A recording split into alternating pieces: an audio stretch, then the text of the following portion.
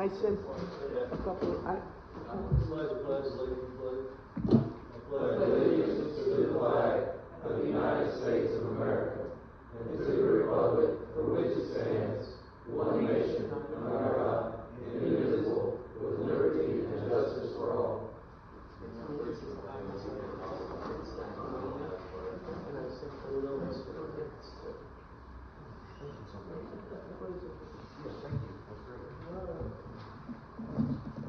Number one on the agenda, we need to have a roll call, please.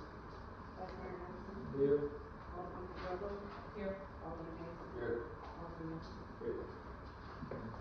Okay.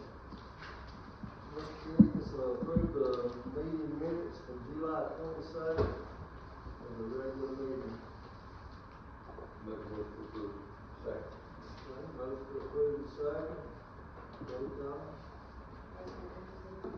Abstain. Alderman Rubble. Here. Yes. Sorry. Alderman Mason. Yes. Alderman Mason. Yes. That's okay, I did that. I'm reading, because it says here. Okay. Here it is. Anybody want to speak before we move on and vote on? You want me to do it, public forum? You won't wait until we get to that, then you can speak before we take the vote? Yeah. That's how they got it down here, but I don't care if you want to speak. No, that's fine. Speak. Yeah, we'll wait till you get to that. Okay. Alright. So we've got old business, Noah Jones request to rezone 2.43 acres, 3672 Oak Brook Town Road. This is a second reading. This is the one we zoned from partial, yeah, so that he could have, yep. 20% soil. Yes. There was already a trailer on it, and he put the trailer out and went to the house, so. I was gonna ask for a motion to discuss, if you know, we'll open it up for discussion. I'll make a motion to approve. Second. Well, before we do that, is there anybody out here that wants to speak on this rezone? Look at you. Oh. You. I don't really have anything else to say, y'all pretty much summed it up. I'm just using it for a septic system, trying to rezone the boat to get it combined. Well, it's usually for the public to make comments, if the public doesn't have any comments, then we go ahead and take the vote. Alderman Rubble. Yes. Alderman Mason. Yes. Alderman Mason. Yes. Vice Mayor Nelson. Yes. Okay, we're down to the new business.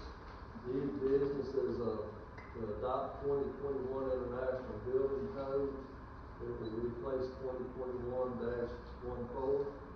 This is the first reading on this ordinance. And, PJ from the Buzzard Fire Department wants to speak on this, before we discuss the building codes or make any motions on it. Yeah. And you got the floor. Yeah, thank you, sir, and thanks for letting me speak, and I promise I'll keep it quick, my supper's ready too, but, and most of you know me as the fire chief, of the fire department, and I've been doing that for 30 years, but I also, have a passion with the code side, and I also chair the Tennessee Codes, Coalition for the Tennessee Fire Service. I'm a licensed building inspector. We do some of y'all's building inspections. I know we're the building inspectors out of town. I'm also a licensed contractor in the state of Tennessee, so I've got a lot of dealing with the code side of it too. And when I took on the fire service side, I did swear an oath that to protect lives and save property. And I think that the codes is a big side of that. And I appreciate you guys adopting the newer code. I think that's important. And we talked about fire sprinklers back in the day when Coopertown incorporated in '96, and we talked about it around in 2000, 2001 when Pleasant View and Cheatham County adopted their standalone ordinances. But since then, that legislation or that verbiage has been put inside the code. So you guys are proposing to adopt a code with that language removed out of the code. So back in the day, we were actually trying to put it in the code, and now the international code has put that in. And it's in there as a standard, and you guys, with your ordinance now, is gonna take that out. And I brought this book just to kind of show so you know what you're voting on. This is the IRC, so this is the residential code, which you're gonna be voting on. Yours will be the 2021, it's almost identical. So this is everything, when you build a single family house, this is everything you have to do to build that house. And it goes from what your concrete, your footing, your rebar, your block, your HVAC, your plumbing, electric, everything is in this single book. It tells you everything that you gotta do. And this one section here tells you the fire sprinkler. So what's behind this square, this one paragraph is what you're adopting out. So you're adopting this entire book to talk about how to build a house, but you're taking out this one paragraph that requires fire sprinklers. And I say that to say, when you take out, or when you adopt this code without the fire sprinklers, this code is written to be inclusive. So there's a lot of provisions inside this code that you get reduced requirements for when you adopt fire sprinklers, because they're assuming that you're adopting the book. So you get there's some places in your house you don't have to put in the rated sheetrock, the foreclosures, in the basement you don't have to put in the sheetrock over your joists and stuff. But if you take the sprinklers out of here and don't put that stuff back in, that you get the reductions for having fire sprinklers, then you're truly building, you're allowing a substandard house. I mean, really honestly, you're putting in, there's like 23 or 24 reductions in the code side that you get for fire sprinklers. It's all included in this book, so, and they're not being put back in, and that's happening all over happening all over for sure. But the other thing on the fire side, and we've had fire fatalities in Cooper County. A couple of years ago, we had the fire fatality on Joe Allen, had the 2 people that died, and then we had in Oak Point, we had the dogs that died a few years ago in the dining room fire. So it is an issue, but the problem we had in the fire service too is 20 years ago when you had a fire, you had about 13 minutes to get out of your house. Today, with the plastics and synthetics and the stuff that the houses are built in UL and Underwriters Laboratory, and yes, they're all showing us that we have less than 3 minutes to get out of your house from the time the fire starts. And I don't care if you're Nashville or Pleasantview or whoever, you're not getting there in 3 minutes. I mean, unless the house is across the street from the fire station. So that's what I wanted to talk to you about, before we made this vote. It says we're not asking to do a standalone ordinance. That's not happening anymore. We did that in Pleasantview. We've been doing the sprinklers for 24 years now. So we've had some challenges, I think, but I think we worked all of those out in Pleasantview. We've got about 70% of our housing stock now is sprinkled. But I think as far as life safety, this is definitely where it's at, and I think that's why the international code put it in the body now out of the appendix, so it's actually part of the code. So, and I'll be glad to answer any questions. For sure. I have a question. No discussion? Are we going backwards? Well, if it's in the code now, and we're gonna adopt this code, is the 2021 code going backwards from what we currently have? no, you don't have fire sprinklers. So the ordinance you have now has adopted out or amended out the sprinkler provisions too. So it's a fairly common place that people are opted out of. I don't understand why. And it says it's a money thing, but there ain't anything in this book that's not tied to a price tag. Right? I mean, it's just.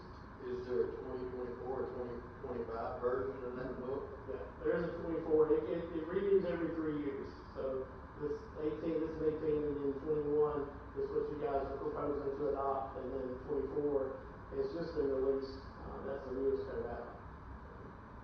And it's in the new code. It's in the new code also.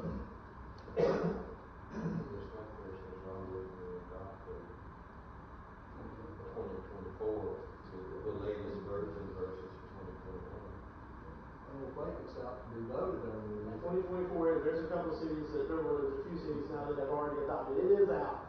They're already working on the 27th edition now. But yeah, the 24 is out and ready to be adopted.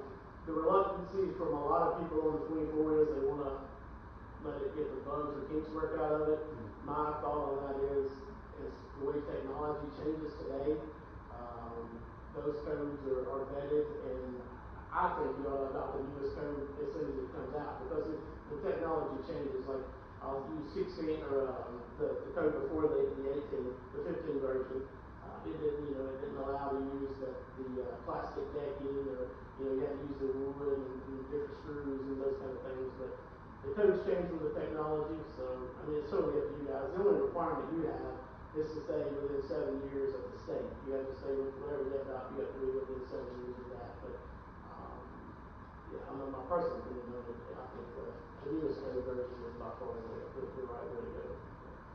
Do you know the discerning difference between the 2024 version and the 2021 version as far as is there any big discerning difference? I mean, not to say here tonight, but if you look on ICC's website, they have the differences between the 18 and the 21, and the 21 and the 24.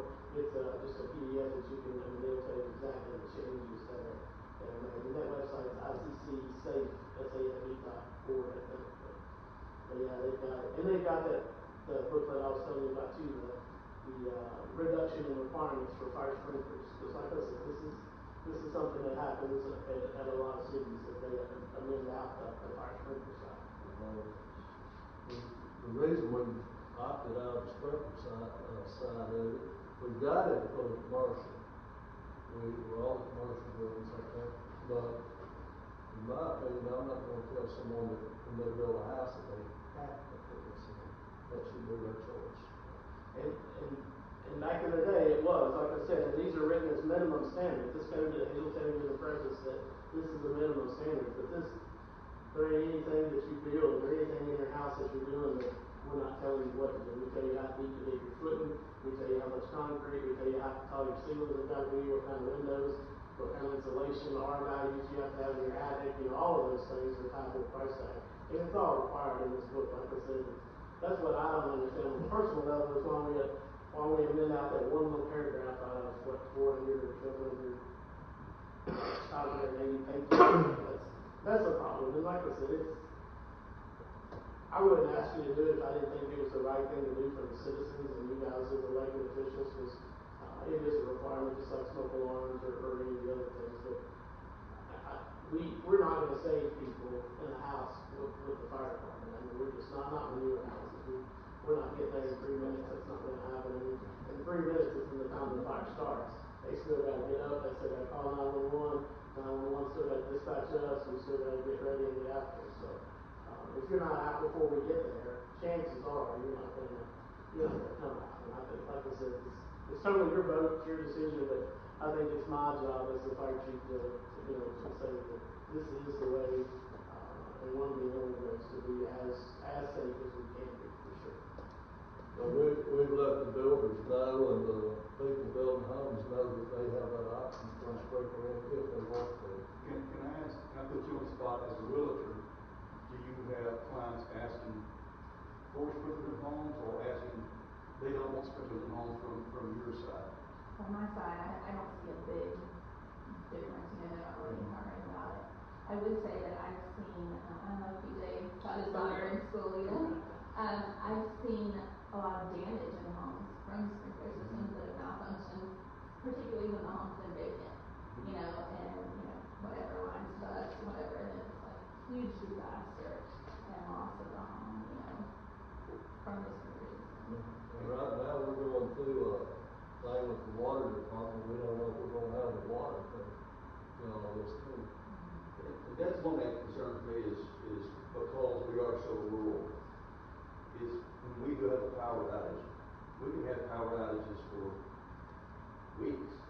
I mean, you guys, 2 years ago, 3 years ago, when your sprinkler system in your own fire hall burst, frozen burst, and you're in, let's just say town, shall we call it, these guys are on some of these back roads, where when we have power outages, we're out. We can be out for a week at a time. We have to think about those. Can they sustain enough heat in a home to save the pipes from bursting? Yeah, and just like she said, if they cut the heat off and it's below freezing outside, your plumbing's going to bust just like your sprinkler is going to bust. 100%. So it's how many homes do we have that have pipes burst every year? And a sprinkler, from where it's located, is much worse than a house than plumbing bursting under a home.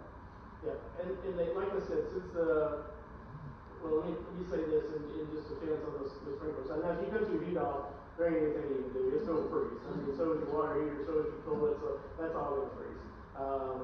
But the problem we've had in Pleasantview with some of the sprinkler busting is there was a time with one of our mayors that came in and said, we don't want the fire department to do inspections anymore. So the installs were happening and the installation was not being put in right. So I can be 100% honest with you. Out of the sprinkler bursts that we've had, none of them have been insulated properly. I've got sprinklers in my house that's been in there. I've been in my house for 21 years. I never had an issue with it all, with the ice storm and all the other stuff we've had cold. So as long as they're insulated right, and the same thing happened to our fire station. The cable guy had got in there, or somebody had got in the HVAC guy actually, had got in the attic and moved a bunch of the insulation off the pipe. So that's where that burst happened. But now they don't put them in the ceiling. Very seldom put them in the ceiling anymore. They're put in the wall. So they go up the wall and they stub out right at the ceiling. So that takes the pipe out of the attic and keeps it in a heated space. So we don't have any issue with that at all.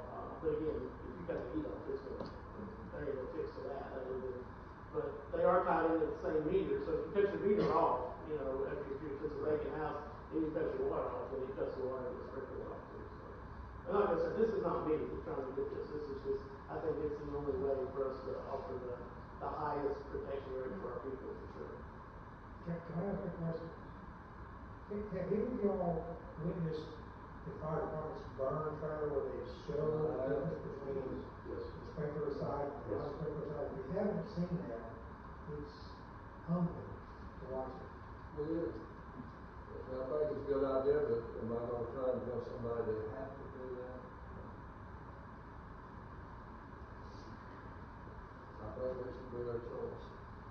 If they see that, they'll probably say they want it. Now, what's the cost of the sprinklers? The cost in what we're doing in Pleasantview now is about $1.25 a square foot. So you can calculate that. But that's not. I mean, it started out about $1.50. I think what we were doing, it's actually came down with just the amounts. Don't we have provisions in our subdivision regs? Let's say Derby Meadows. Derby Meadows must be sprinkled, right? Derby Meadows is not sprinkled. No, sir. As close as those homes are. No sprinkles. Oh yeah. There's Oh yeah, and if one house goes up, the whole block's going up. no provisions to do that. So 1,700 square foot house, $1.25 square foot is $2,125. What is a life worth? What is a life worth?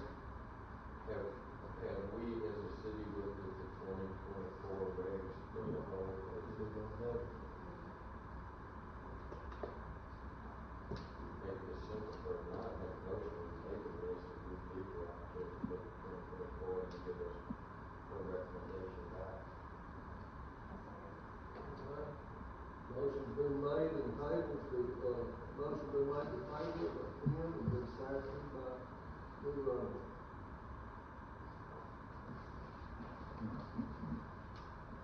call for vote. No, we don't have to vote for table.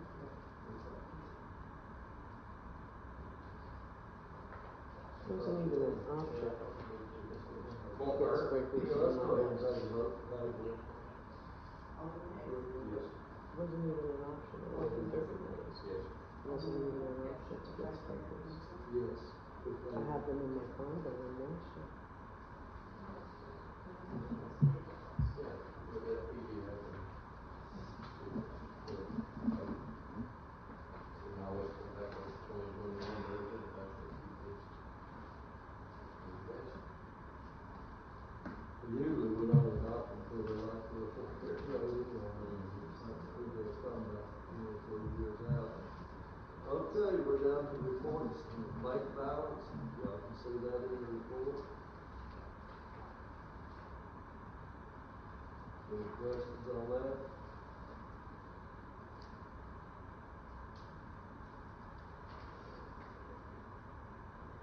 Well, if not, we go to the financial statement.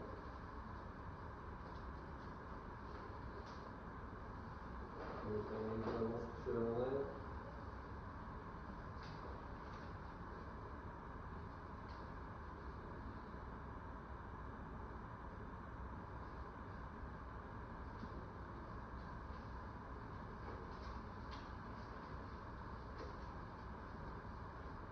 All right, we'll move on to the CRS summary.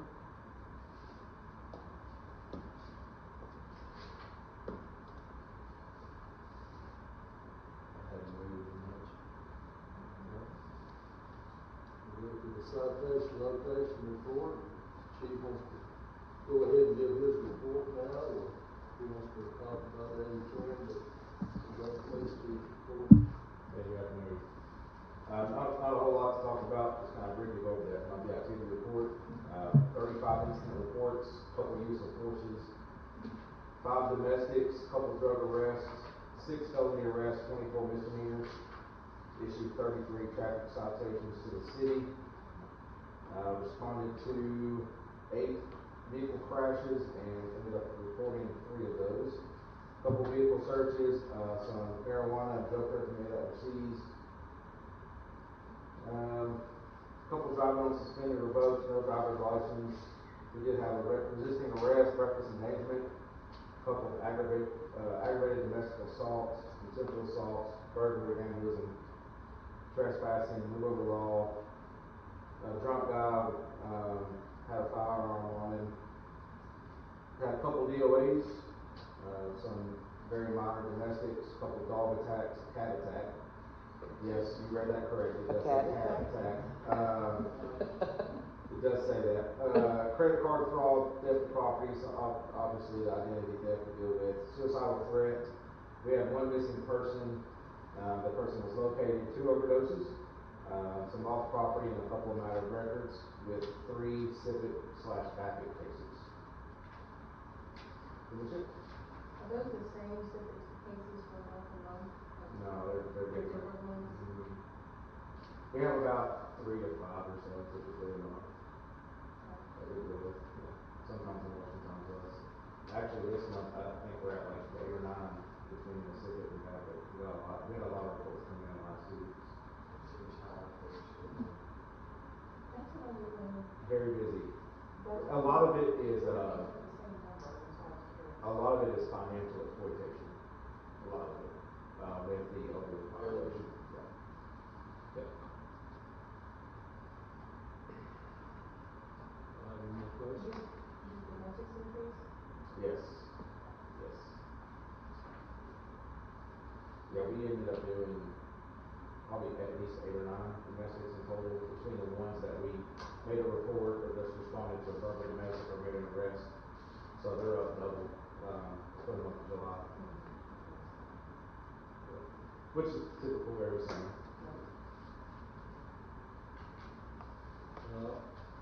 That's it, yes sir. Has anyone contacted you about the soccer games going on again? Soccer games? With the loudspeakers and all of that? Over by Over Windermere? I haven't heard anything. Wyndham. Yeah, Windermere. I have no idea what So you're talking about. Well, they called in with complaints, and she's got a recording for her windows are actually rattling. They're calling music so loud, they're calling games over the loudspeaker, soccer games. Over behind Wyndham, just right off of Wyndham's property. And they're taking place on Sunday afternoons. Is there a soccer field out there? No. Or is this just a random field people are playing? It's a random field, random field. Yes. It's a random field, every Sunday afternoon, they're calling me over the loudspeakers, loud music. Okay. We'll check it out next Sunday when we work. We'll ride by. She give you a time frame? Same one. They're going over someone else's property. No, it's their property. Okay. Right. But they complained to the city before. This is the first time I've heard about it. She came to the meeting last month. I wasn't here last month. Yeah, and Right. complained about it. She wanted a noise ordinance. Noise ordinance. Okay. Yeah, I was not here last board meeting, so I didn't hear that. First I've heard about it. We'll look into it, but she give you a time frame just Sunday afternoon. She's supposed to come this Sunday when it starts up. Okay. So I like to hear it myself. know, she can hold the phone out there where I can hear it, but Right. until I'm good inside, I can't. I'm sure they probably start at the same time, so you can talk to her and ask her what time it started, and they can be out there close. She sent an email, a couple weeks ago. Yeah. I had to go back, but she sent me one too. And, we'll look into it though.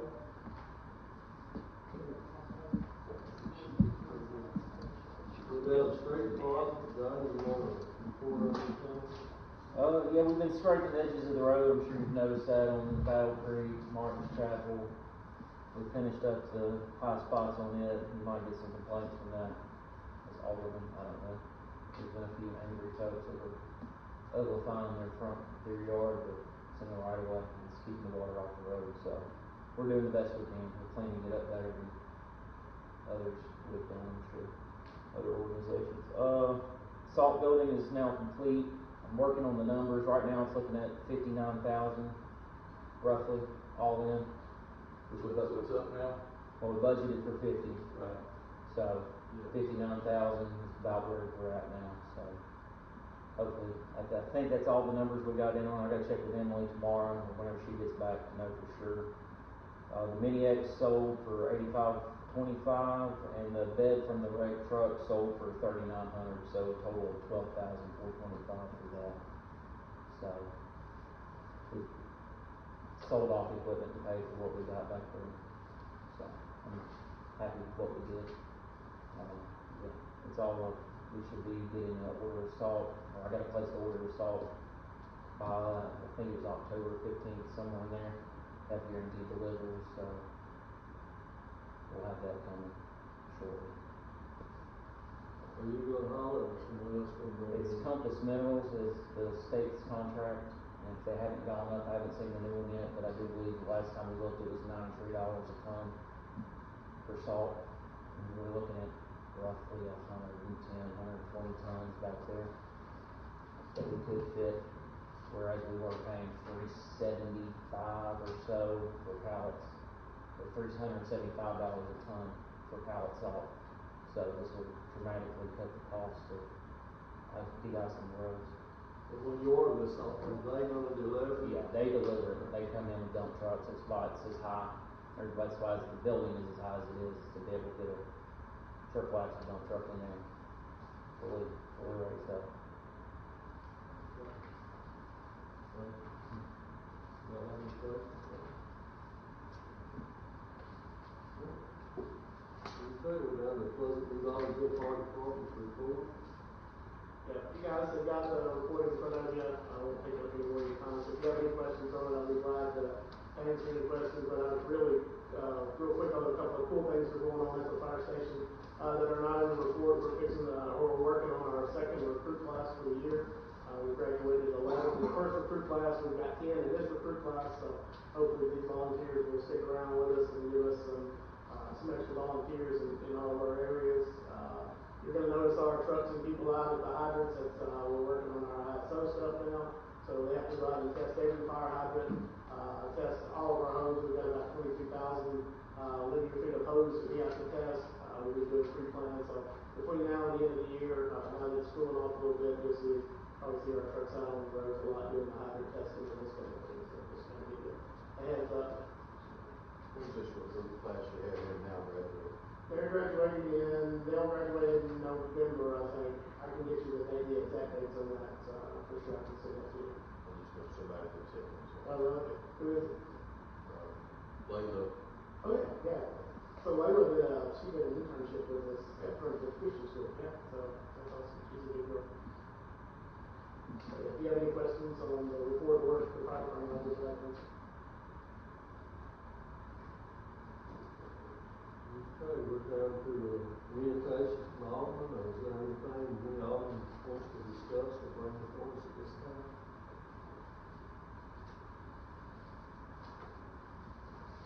Okay. Well, I certainly don't have any comments, so, all I need now is a motion to adjourn.